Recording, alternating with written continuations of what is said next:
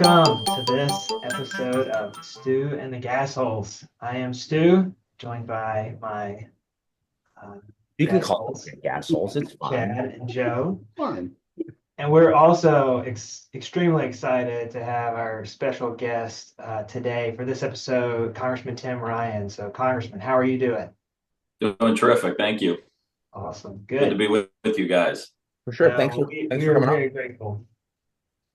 Also, too, I think we got it out of the way in the before we started recording, but Chad, being an Ohio guy, Congressman Ryan, did you guys get all your Ohio? We Big did. Buckeye. He's a big Buckeyes fan. I don't know if you heard that or not, but huge. Just when I moved here, though, Joe will tell you Yeah. on another one. Yeah. When he Yeah. got the right zip code, he became a Buckeyes fan. Yeah. Yeah. I'm in upstate New York and no one cares about college football up here because Syracuse stinks. So Hey, I don't have an opinion. you won them all. But Yeah. no, just to echo Stuart's sentiment, Tim, thanks for coming on. We do appreciate being here. I think for those that are watching that haven't heard of you or don't really know a little bit about your background, can you kind of just tell us a little bit about yourself, your kind of your career and kind of what you're doing today? Yeah, I was in Congress for 20 years. I ran in Ohio, Northeast Ohio, Youngstown, Ohio, Akron, Ohio, so pretty working class district. And ran for the Senate in Ohio in 2022 and lost to the current vice president, J.D. Vance, and grew up in that community and really very much kind of a working class community, very much like upstate New York, like the Philadelphia area where kind of where you guys are from. A lot of steel mills, auto plants, supply chain, a lot of unions, and just all kind of in the midst of. I was born in 1973, so my entire life was about deindustrialization. The loss of manufacturing jobs, the jobs going over to Mexico, the jobs going to China, then automation. So it was really, it was a rewarding job, but lots of plant closures, lots of pensions being lost, over those years of friends, my buddies' dads, and plant would close, and my district director, who grew up next door to me, would say, "Hey, so and so's dad worked there." So it was very personal. It was a very personal job for me, and so I kind of always kind of kept that, especially now, like Washington, D.C., all the politics and all that. For me, it was very local. It was very personal. And so that's how I spent the last, really I got in when I was 29. And so I spent my 30s and 40s working in the United States Congress. So it's been a pretty good run. Interesting. What did you do before that? Yeah, I was going to say, what prompted you to want to run for Congress, I guess? Well, I grew up in sports. It's not necessarily a weird way of kind of explaining it because, politics is basically full contact, it's another full contact sport. If you want to tone it down a bit, you play football. So I grew up playing sports. I was a quarterback. I was captain of my teams, always kind of in a leadership role. And my senior year, I met the congressman. He came and spoke at my football banquet. I went on to play a little bit of college football before I got hurt. And then I went and worked for him, kept his card from that meeting. And I went and worked for him and just fell in love with the guy. And I just caught the political bug. And so I went to law school. And in my last year of law school, I ran for the state Senate in the old town. And it was very much like all these fucking guys that are like running shit or like trying to have a job. They're in it for the pension, the county commissioners, the mayors, like weren't doing shit. And all my generation left. Like they went to Columbus, they went to North Carolina, they went to Vegas. Like they left. There was no hope, no opportunity. So I said, screw it. I caught the bug. I'm saying I'm going to run for state Senate. And I ran and took on the party machine and won. And then 2 years later, I ran for Congress. I was 26. Oh man, that's a ballsy move. At Yeah. 26. Dude, at 26, Yeah. I was still like really Yeah. spending I a don't lot even of know what time I at was the doing. bar. I actually had a kid, but man, 26. I didn't. I was at the bar a lot. Well, So- those running for Senate and being at the bar not mutually exclusive. fair. fair. Let's be fair. How do you think my last stop on the campaign trail was you go hit the bar and buy some That's right. drinks and pick up some right. hoes. Yeah. Like sales. One more Yeah, opportunity. exactly. Very much like it is sales. Yeah, it is. Just yourself. And then the congressional seat opened up. The guy I had worked for ended up going to prison. And man. that's a whole Too other much time at the podcast. bar, huh? Too much time at the bar. If you've ever listened to the podcast Part 2. Crime Town, have you ever seen the podcast I've called heard Crime of it, Town? yes. I know what it is. Okay. Yeah. What was his name? First season's about my old boss. Stop. What was his name? Yeah, it's pretty interesting. We can have a few drinks. I'll tell you some really good stories. Sure. What was his name? Jim Trafficking. Jim Trafficking. And it was, he's great documentary about him called Congressman from Crime Town. I mean, the stories are incredible. So if we ever are in Pickerington drinking beer, Chad, I will absolutely. I'll tell you all the good ones. Hey, and then he went to prison, and when I was 29, I ran for Congress, took on a big field again, took on the party establishment here. It was a Democratic district, so I took on all the Democrats. Wow. And ended up pulling off the upset. And one of the people youngest were ready ones, for right? someone new.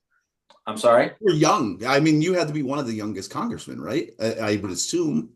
I was the youngest at the time. Yeah. I was close to being the youngest ever. Wow. But I was definitely the youngest then when I was That's with pretty wild. everybody who was in. Yeah, it was crazy. It really was. I mean, it was a quick run from like high school quarterback at, 17, 18 to 10 years later, being in Congress. Did you find, and I know we want to get to the real meat of the conversation, but now I'm interested in this. Did you find that when at being 29 and walking through the halls of Congress, like, was there any like, what's the word I'm looking for? Did people treat you like shit? Like, I mean, were they like, you're the young guy, you don't know anything, fall in line? Or were people like, hey, this guy's new, he may have some good ideas, let's listen to him? Yeah, it was weird. I had been there, so I'd worked in DC for the former congressman. So I kind of knew my way around. I, kind of generally knew things. And I would have people all the time, think I was staff. They'd be like, I'm sorry, you have to go through the metal detector, and I'm like, I'm a member. I forgot. Yeah. And I'm like, go fuck off. I'm a member. It's my badge, man. That's hilarious. No. So it was weird, but it was really interesting because I don't want to say everybody was listening to me, but the main group that was kind of running things, there was a group that came in Congress called the Watergate babies. Like right after Watergate, there was a huge shift of like throw the bums out. And so there was a bunch of people like my age that went at the time that went into Congress in the early 70s. Okay. They were now in positions of power. So they were very cool with like, hey, here's how you kind of do things. And they were very respectful. And, I'm a kind of a normal guy. I'm not arrogant. I don't think I'm smarter than everybody. So I always got along and looked for mentors. And I made a lot of really good friends that were, 20 or 30 years older than me. Sure. And it's like, don't be a jerk, kind of, don't be a gasshole. You know what I mean? Like if you keep that attitude, people will try to mentor you. And I had a lot of really good mentors because of that. So it worked out. Well, I mean, we'll kind of break in that right now and move on to like I said, what you're here for. But next time in Pickerington, if you're free, we're definitely getting together because I want to hear some more of the uncandid, undocumented stories. I'd like to hear those. You got it. So, Stu, do you want to move us along, buddy? Yeah. No, that's simply my role is to keep us in line. If we don't let him, though, he'll just sit there and smile. I just appreciate Joe actually acknowledging. Usually I'm like, Joe, shut up, man. Like I gotta Please question. stop. I'm on my best behavior. I even put on a shirt. Give me a break here. No, I mean, but like Joe mentioned, we really do want to hit a particular topic with you, Congressman, Yeah. and that is natural allies for a clean energy future. So tell us a little bit about that. That's something you're working on. What is that? What are you doing? Give us the details. Yeah, so just a little bit of background. So I mentioned my district was like Eastern Ohio, and I grew up like, we all grew up in my community, like manufacturing and jobs. Like they were a huge part of, what the DNA of our community because we lost so many jobs. And so when natural gas kind of came into our lives with the Utica Shale, Marcellus Shale, Eastern Ohio all of a sudden became in play. And honestly, like I didn't know a whole lot about natural gas, the natural gas industry. It was Texas, it was Oklahoma, it was offshore, it was Russia, like Right. it wasn't in my like sweet spot.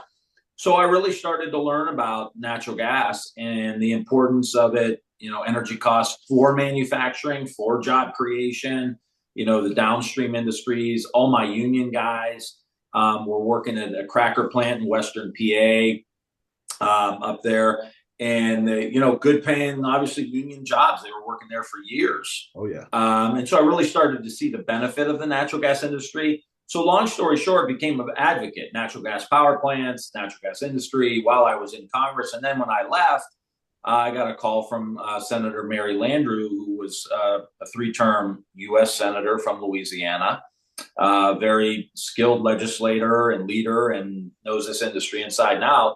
They had a group called Natural Allies, and it was a group of some companies, some real progressive CEOs who were really trying to meet climate goals. They were trying to go all in on methane, like real leaders, and the unions that are a part of their companies. And she asked me to be a part of this as a co-chair called Natural Allies for a Clean Energy Future, where you're taking natural gas and renewables as kind of like the future of American energy, clean energy. And I just love the idea and jumped on it right away. And so that's Natural Allies. And the real key and focus for us is to talk to Democrats. We hear Democrats all the time. That's going to be my question to So, you. Like, how is that fielded coming from your party? Because that's not a popular choice, really, right? I mean, well, we're right. So, I think Mary and I have a lot of conviction around this. It's, we see the data. Natural gas has allowed us just in Ohio, in the country, really, but in Ohio, we cut our CO2 by 50% because natural gas displaced coal.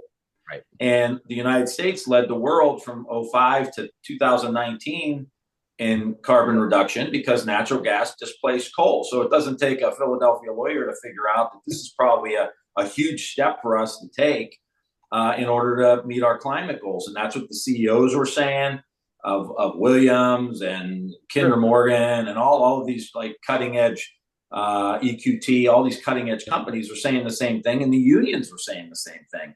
So we go to the Democrats and we started to advocate for, guys, you got to open your eyes up on this. Don't just because Texas is Republican and Oklahoma's Republican think that this is somehow evil and not good. And so that's how Natural Allies started, and that's the work we're still doing today. And I love it. I love where we are. And I'm Irish and Italian, so I like to get in a fight every now and again, even if it's with your own party. The old Irish saying, "Is this a private fight or can anyone get into it?" Well, so I do have a question about that because it's a point that I'm glad that you brought up, because I say it all the time and I think it gets washed away in today's environment, in today's society, is that for a very long time, a good 20 years at least, natural gas was the clean solution to bridge that, that fossil fuel. So it frustrates me that we're now at a position where it's like now that's become, it went from good, now it's over on the bad side as a fossil fuel, and we need to kind of draw back on it. We need to look at more wind and solar. And again, we've talked about this a million times, and you hit on this too. We need a lot of energy for a lot of things, and we need as much of it from as many sources as we can get. So my question is, for somebody that's been so close to the political side on the Democratic side of the aisle, what is the pushback from Democrats on why they want to move away from natural gas? And why I ask that is you mentioned that I don't need to be a Philadelphia lawyer. Like the data is there. It's not a secret. It's very easy to find. What is the reservation and hesitation from that side, or isn't there reservation? And that's just the perception of MS mainstream media, right? And that's what we hear. So Yeah. I'll shut up and let you answer that question. But just kind of what's the holdback? What is the pushback you get from your stand? Well, I think it's reflective of the current political environment where the 10 or 15% of the people on the extremes on both sides Dominate get all they get all the airtime. Yep. And everyone else in the middle, or like I'm a Democrat, like I'm The not people who are actually complete, doing things. and trying to accomplish things and realize you don't get your way all the time, and life's about compromise. And if you don't think that's the case, you've clearly never been married or in a relationship or in a real job,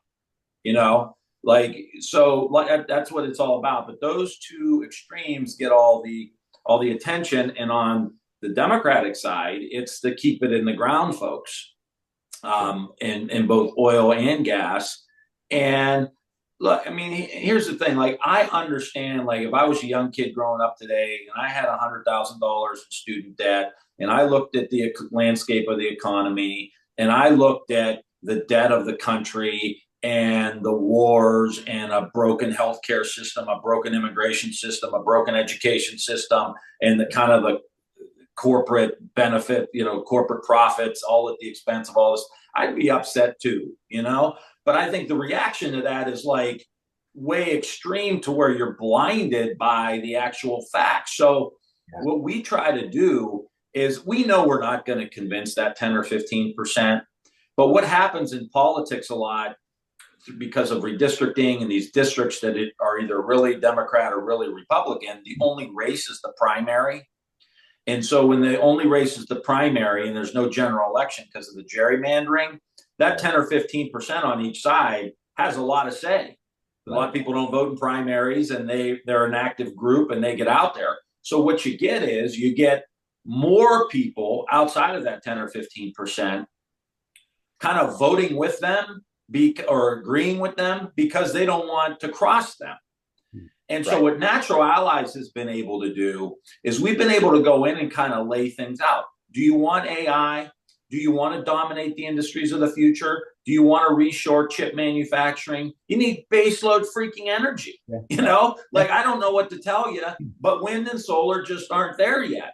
And I'm for wind and solar and hydro and nuclear and everything, but it's not there yet.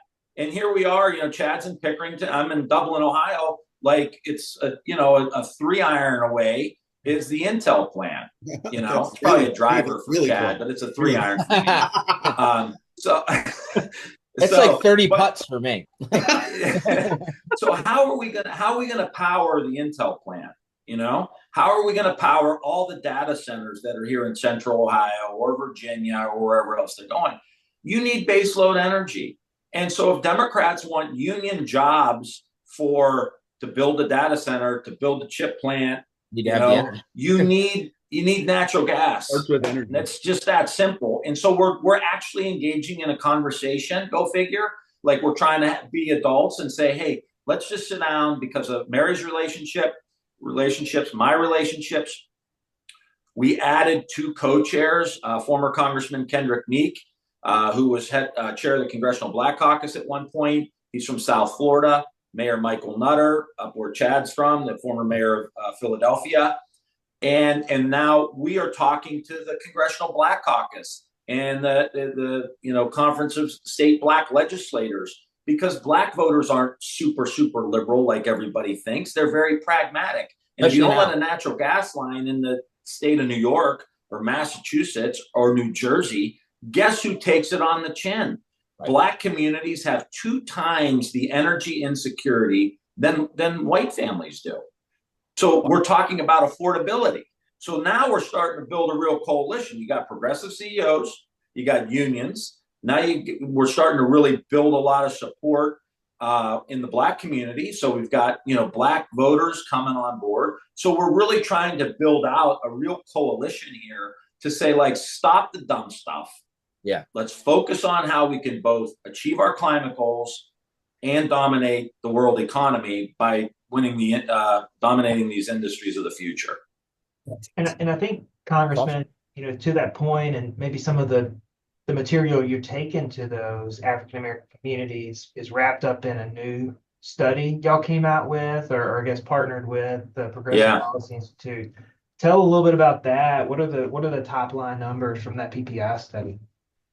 Yeah, I mean, basically, it's kind of what I just said, and what's interesting is, just to give you guys a sense, and you guys are, I think, a little bit younger than I am, but the PPI is the Progressive Policy Institute, and the main guy who started it, Will Marshall, was known as Bill Clinton's idea guy. So if you kind of want to know where we're coming all from, of his ideas. Yeah, well, not all of them. Not the really dumb ones. Wanted to clarify for Mr. Marsh. So that's funny. I mean, that is really funny, Joe. I got to tell you. But the idea that, we're Democrats, but we're kind of like understand how all the pieces kind of fit together. That's where PPI is. And so when we were talking about really making the argument to Congressional Black Caucus members in Harlem or, in Newark, New Jersey, or in Boston or wherever, we thought, well, let's bring them some real data, about what's the cost of not having a pipeline be able to come into this state. And the reason that's important is because a lot of these states have Democratic governors and Democratic senators. So all of a sudden it's like, wait a minute, our Democrats who are taking extreme positions on energy issues are basically saying that the poorest people in our state, white, Black, brown, wherever, like the poorest people in our communities are going to foot the bill for this. And they don't have the freaking money to put like $100,000 solar panel on their church in Harlem, to be able to reduce energy costs, right. Or their homes are older. They don't have money to do that. So stop, just stop. And it's not like natural gas is this evil thing. Like you said, Joe, a few years ago, it was like, we're going to do everything natural gas. We got a 200-year supply, buses, cars, whatever, we're going to go all in on natural gas. And that they changed. So they keep moving the goalpost. Yeah. And I just say, one last thing, so what PPI came out with was basically saying, people in the Black community, their energy insecurity is double that in the white community. Their rates are higher, and they're higher because we aren't letting natural gas in, and drawing comparisons to areas that do let it in, and just kind of calling out the unfairness, because, people say, well, where's the social justice issues here, and we're like, yeah, where's the social justice here? Yeah. Why are we forcing people who already are, kind of in a community that's lost jobs, there's no upward mobility, and we're going to throw another couple $1,000 tax basically on top of you with your energy bills. And imagine what would happen if we allowed natural gas to flow, and these, families got another couple $1,000. You start moving them out of poverty, and we all know how those numbers start to shift, and people start to feel a little bit more optimistic about their lives. So this goes way beyond natural gas. Yeah, of course. Awesome, though. Do you, I mean, obviously we just had an administration change, right? I mean, unless you haven't been paying attention, everybody, you have a new president. He's been pretty busy. I don't know if you guys have caught any of that. But the question I wanted to ask was, do you find, and we've talked about this in the past, But I always find it really funny how everybody changes their mind every 4 years. It's like, no, maybe. Okay, let's do that. No, maybe. All right, let's do that. Do you see like a change now because of a new administration that maybe some of the people that were kind of like held back or didn't really want to stick their neck out there and make any type of policy decision, that they're more flexible now with some of the things that you guys are trying to accomplish? In elect people in elected office or government? Yes. Yeah. Electric. Yeah. Um, yeah, I mean, I feel like we at Natural Allies, like we are really making a big difference. Yeah. I know I'm a part of it and help kind of build this out, with Mary and now with Mayor Nutter and Kendrick Meek. I feel like this is the absolute best political coalition in Washington, D.C. It is progressive CEOs, unions, and now the Black community. And pretty soon we're going to move into the brown community with, the Congressional Hispanic Caucus and build that out as well, because it's in many instances the same argument there for communities that they represent. And so I'm really optimistic that, we can build, and this is kind of our goal, like build America's arsenal of energy.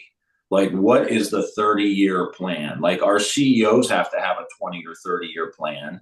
Any major company has to have a 20 or 30-year plan to make investments and to, to have kind of long-term stability for their market and their company and all that. What's America's 30-year energy plan? Can't shift every 2 years. We're gonna turn Can't that all shift every 4 we're no carbon emissions by 50 or something like that. Wasn't that it? Some unrealistic. Yeah. Well, I mean, like, and look, maybe that was a little aggressive, and maybe, but at least like we have a plan, but then it can't be like, well, here's our goal of 2050, but you're not allowed to use natural gas. Right. Like, we're going to ban exports Right. on that. Like that just starts to not make sense to people. And I think that's why the current president is who he is, because there were a lot of people that were like, especially in Pennsylvania, like, why are we having a liquid natural gas export pause? Right. Exactly. Like, don't we want to get this to the countries? Like, it's. We're trying to get at the countries that are burning coal. Like Germany, like, is putting a coal-fired power plant back online. China's doing one a week. We want to export.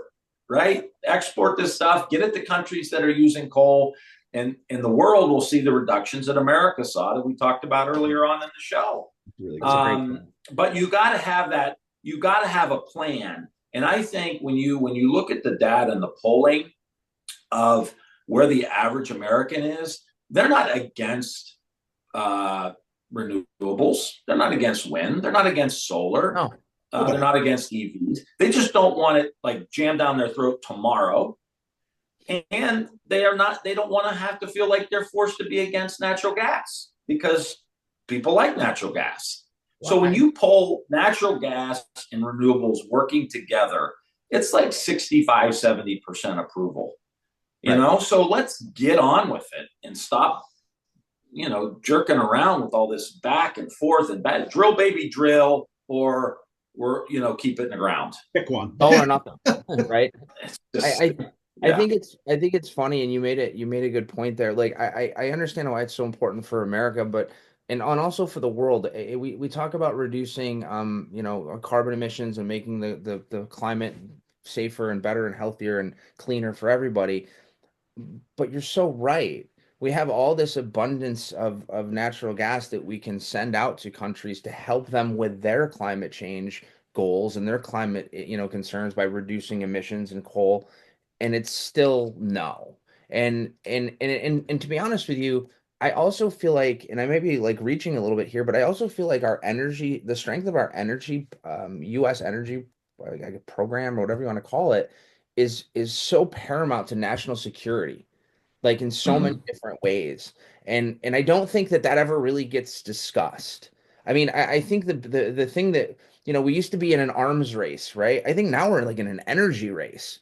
Like everybody is trying to get as much energy as they can, and I think that that's a huge national security thing for Americans, and I don't think that that ever gets discussed or brought up. So I don't know, man. I could talk to you for hours. I know you have a hard stop coming up pretty soon. You're gonna come back and talk to us because I have a gazillion more questions about what you guys are doing and things like that. I'm gonna shut up because I would ask more. Stu, I know you probably have a couple more things you want to get to before we check out, but. Yeah. No, I'm I good mean, I till think 12:50. okay. I just wanted to say how much I love the name of it, Natural Allies. I just think it's a great Play on words. yeah. Yeah. Yeah, it's cool. Yeah, I It's mean, wild though. It's wild that I talk a lot to people. My best friend across the street in Ohio here is a lawyer and very smart guy. I mean, one of the smartest people I know, top 10. And one day I asked him where his electricity came from. Do you know where your electricity comes from? And he's like, the wall. I'm like, oh boy, we're starting here. It's like, we're starting here. And he's like, I don't know, wind, solar. And I went through all the stats. And by the time he got done, he's like, are you kidding me? I'm like, no. I'm like, it's still 40%. Like it's, and then he's like, well, what about the rest of the world? I was like, that's a great question. But when you put it that way of exporting to sell it to places for them not to use coal, like China. I mean, if that could ever be pulled off, it's probably Well, they would get theirs from Russia, but it's closer. Well, I mean, that's the thing is, not to digress into like European, geopolitics and all that. But that's the thing. Like Russia's gas is the dirtiest gas, some of the dirtiest gas in the world. Methane Why leaking. is that? They don't It's get different. crap. clean it.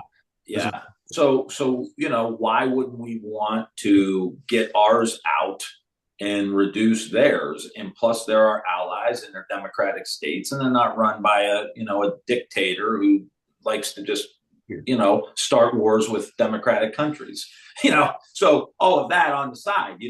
But if you're talking pure climate, and here's what drives me crazy too is like you see not letting natural gas pipelines into New England, for example, huge snowstorms over the last however many years. And then all of a sudden they're burning fuel oil in Boston. Yeah, chopping wood. So here you have like the bastion of like liberalism, Elizabeth Warren, all of that. And no. And then you're burning diesel, you're burning fuel oil to keep warm in the wintertime.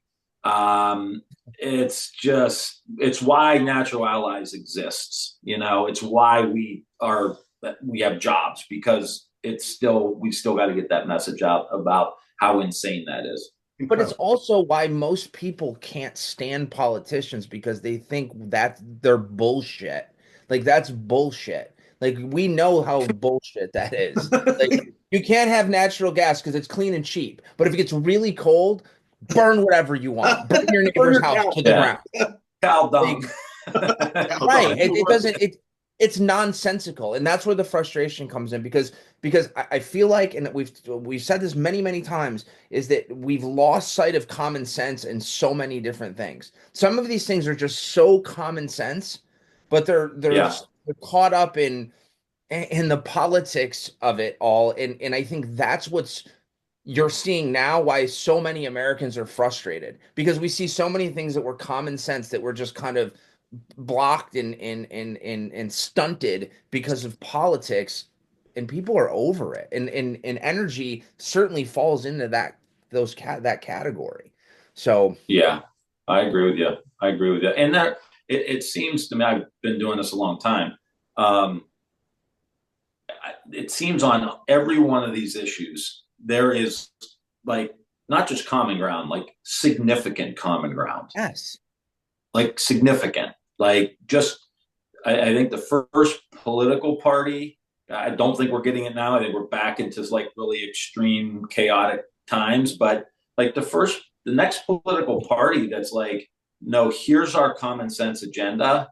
And we know that maybe there's going to be 10% of our own folks who are going to be upset about it, but this is how we have to move forward, right. And does that make sense to you? Does that make sense to you? Good. Let's do it. Yeah, we'll work out the details, and we're not all going to get everything that we want, but it's just figure it out.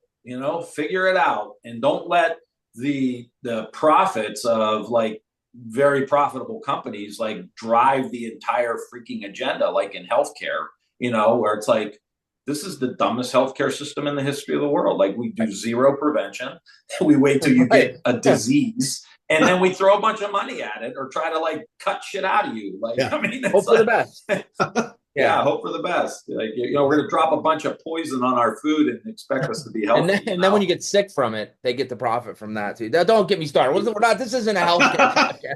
That's a whole other one. Right. We can talk about this right now. Generate into a whole different area. You think you're leaving at 12:50? You're out of your mind. You want to get into that? I have a question for you, which is not even anything about this, but it's something that I wanted to ask because of what you, when you were, former congressman. What's it like to be attacked or being negatively portrayed by the media? Like, how much do you like feel that? Do you not even pay attention to it? Do you deflect it? Like, does it resonate with you at all, or is it just part of the noise of that job? Yeah, a little bit. I mean, you get used to it, I mean, you really, my wife, who was never in politics, she was an elementary school teacher. I think at one point, a few years into our marriage, she's like, how do you do this? And you're not even like, I'm like, hey, I get home and I'm like, hey, let's get a glass of wine and get Netflix going, She's like, what? Right. You're not reading the newspaper today. you get used to it, How does Jalen Hurts or Patrick Mahomes, how do you sit in a pocket with monsters coming at you and 70,000 people screaming at you, like, how, and you look cool as a cucumber? How do you do that? Well, you start getting used to it when you start playing tackle football, and then you build it up, and it just like anything. I don't know if I'd ever get used used to it, Tim. I don't know. I feel like I'd always want to punch back. I don't know. I don't feel like Joe and I are built for it. Well, I grew up with a bunch of people like you, Joe, and they're like, I'd have kicked that guy. Hey, what do you mean? What do you mean over here? No. Once you realize you're going to be in a fight every like 2 hours of your life, you start to say, oh, maybe there's a better way to figure this out, In your experience when you were in Washington, for those that don't ever get an opportunity to talk to congressmen or congresswomen, what was your favorite part of the job?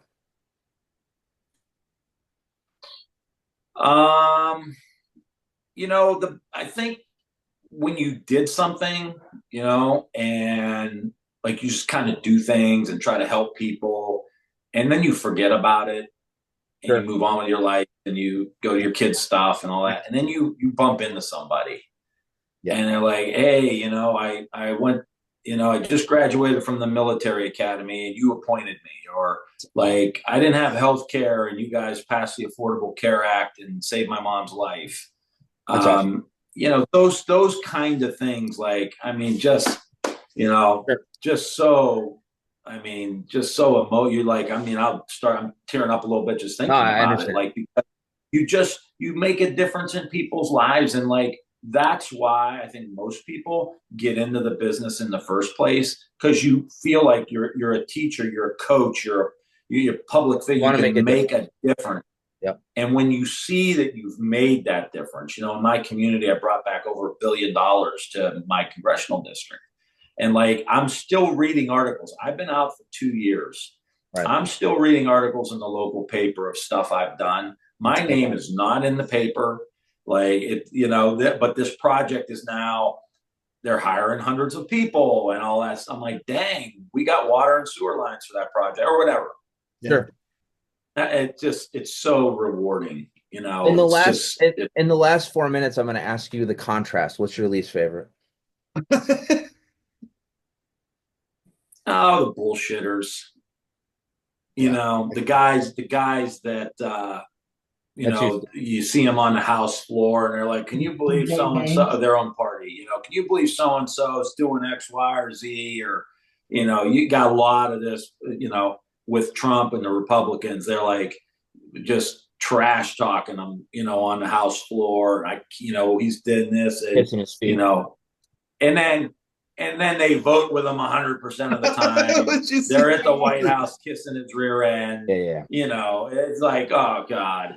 Because I get in fights with Democrats, not like fist fight, but I get like in arguments with them, and they're like honest disagreements. Like, I ran against Nancy Pelosi in 2016 for leader of the party. Like, it wasn't personal. I mean, I love her. She's, but I had disagreements with her, and you're allowed to do that. But I always felt like I was able to like have those conversations. And like when I ran against her, I had to give a speech in front of 220 Democrats and staff in this caucus room in Washington, D.C. She is the most powerful person in the Democratic and everybody Party. loved her. and I'm giving this 15-minute speech, and she's sitting right there in the second row, and I'm like, oh boy. Put your big boy pants on here, buddy. And No, but like it was, and I went up to her after and I gave her a hug, and I see her and we talk. Don't worry, we've lost some of that. We've lost some of that. Just be honest with people and tell them you have an honest disagreement. Like there's not that big of a deal, and go play golf or go drink beer like Tip O'Neill and Ronald Reagan did. Like it's not that bad. But now it's all the backbiting and BS and just drives you nuts. I was going to say, I think it's because people have lost the integrity and respect for one another. Part of it. Like if you respect somebody and you have some integrity and you know that they're good people, you're okay with having that give and go. There was a quote not too long ago that said it's okay to disagree with you. I don't dislike you because I disagree with you. And I think that we've gotten away from that and you said it earlier. You got 10 or 15% of the left or the right that dominates 90% of the news, and that's what people think Washington looks like. So I mean, how many people like do you guys know you do business with? You go out, you have a bourbon, you have a couple beers, and you start laughing and joking, and you got tell stories, and you got things in common, and then get to the business. You're a good guy. Let's work. Once again, that's sales right there. That's why I opened the show with smacking myself. You know what happened? You know what happened? Nobody lives in DC anymore. Like everyone goes back home. When Gerald Ford was there and those guys in the day, they lived in DC. Their kids played on the same Little League baseball team. Sure. The kids went to school together. They ate together with spouses and drank together and golfed together when everyone else was gone, And so they knew each other on a very personal level. Yeah. And so then they were able to go make deals. And when they were making deals, and this is fact, they'd be like, you go home, I'm going to give you this in the deal. You're going to be able to go back to Ted Kennedy. You're going to be able to go back to Massachusetts and say, I got this, this, and this. I didn't agree with everything in that bill, but I got this bridge or the big dig or whatever it was. And, the Southern Republican was able to go back and I got this, this, and this, but I fought Kennedy on this. You know what I mean? Like, okay, that's the game we're playing. But we passed budgets. No one was shutting down the government. Right. We paid our debt. Things were moving forward. And, the country was, had its problems. We're doing okay. I know you got to run. I know we're right up against your 12:50. That's another question, aren't you? No, I wasn't. I was going to ask you if you would be maybe so gracious sometime to actually come back on and have some more conversation with us. I want him to drive the paper. I love it. I'll drive to Dublin. and I honestly, I know this is a ways out, but I'm going to be in Columbus, Pickerington, Carroll, Ohio, the week of April 14th. So if there's I'd love to have you at the manufacturing facility too. I was going to say, if there's ever a chance, maybe we could go out to lunch or go grab a beer or something like that. I'm staying at Brewdog. I'm sure you've heard of that place. So if there's even an opportunity, I'd love to reach out to you and see if we can maybe just connect. Yeah. Some more. I have one last question before we hang up. Did you have Columbiana County? No. Have you ever been to Guilford Lake? I just bought a lake house there. No. Oh my God. I've been to Columbiana. Whatever, Joe. I ate pie in downtown Lisbon. That's close. That's close enough. Don't be mean. Any opportunity to tell people about his new lake house, Dick? Hey, it was his. I thought it was his spot. Oh, nice. I'm just kidding. Business is good, I see. Yeah, his is. I'm the one working my fingers to the bone over here. Great. Guys, thank you. I'll be happy to come back on. Just talk to Emily. We'll make it happen. Awesome. Appreciate it. Thank you so much. Appreciate it very much. Appreciate it. All right. Thanks.